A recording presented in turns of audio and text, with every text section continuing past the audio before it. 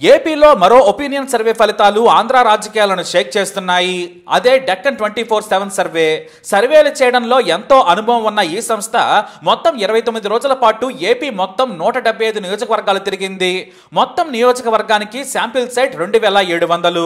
ఇందులో కొత్త ఓటర్లు, మహిళలు, యువకులు, వృద్ధుల అభిప్రాయాలను తీసుకొని వాటిని ఫిల్టర్ చేసి మళ్లీ సరైన శాంపిల్ను తీసుకుంది డెక్కన్ సంస్థ.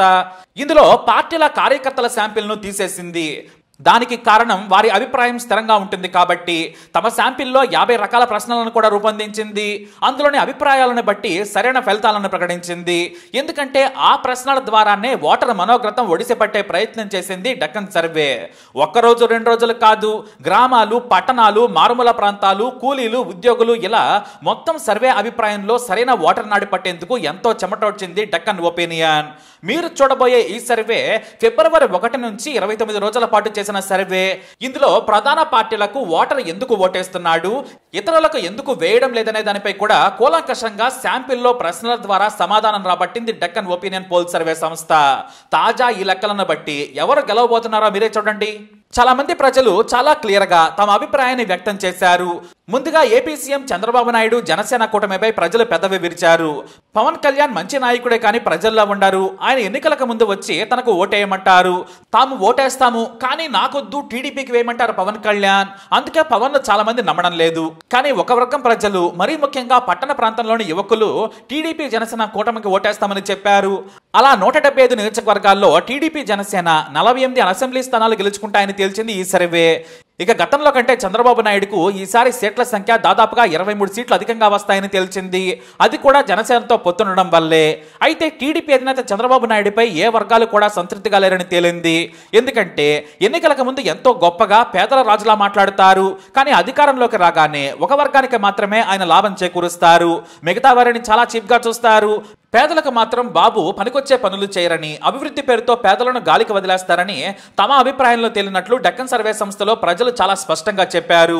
ఇక రాజ్యసభకు వచ్చేసరికి టీడీపీ జనసేన కూటమి గణనీయంగా 7 స్థానాలు గెలుచుకుంటుంది. అది కూడా జనసేనతో పొత్తు ఉంటేనే అని ఈ సర్వేలో జనం చెప్పుకొచ్చారు. ఇక అధికార వైసీపీ ఈసారి దాదాపుగా 24 స్థానాలు తక్కువగా గెలుచుకుంటుందని కూడా డెక్కన్ సంస్థ తెలిపింది. 127 స్థానాలను వైసీపీ అధినేత జగన్ పార్టీ గెలుచుకుని రెండవసారి సీఎం అవుతారని చాలా క్లియర్ గా ప్రజలు తీర్పునివ్వబోతున్నారని, ఇదే ఫలితాలు ఎన్నికల్లో రిఫ్లెక్ట్ అవుతాయని డెక్కన్ సంస్థ తెలిపింది.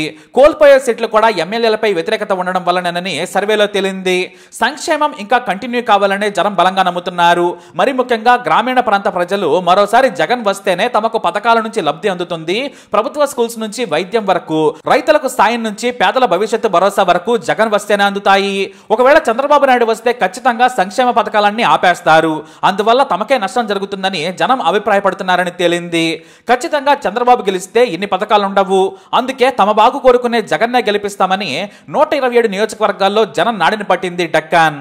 మరోవైపు పార్లమెంటు స్థానాల విషయానికి వస్తే 18 ఎంపీ సీట్లు గెలుచుకుని వైసీపీ విజయకేతనం ఎగరవేస్తుందని సర్వేలో తేలింది. జగన్ పై ఉన్న ప్రజా సంక్షేమ నాయకుడనే ముద్ర లోక్సభ ఎన్నికల్లో కూడా ప్రతిబింబించిందని తేలింది.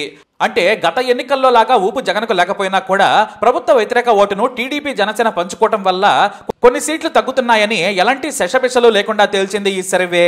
ఏపీ ప్రతిపక్ష నేతలు ప్రజా సమస్యలను లేవనెత్తడంలో, పోరాటంలో కూడా ఫెయిల్ కావడం కూడా వారికి శాపంగా మారింది.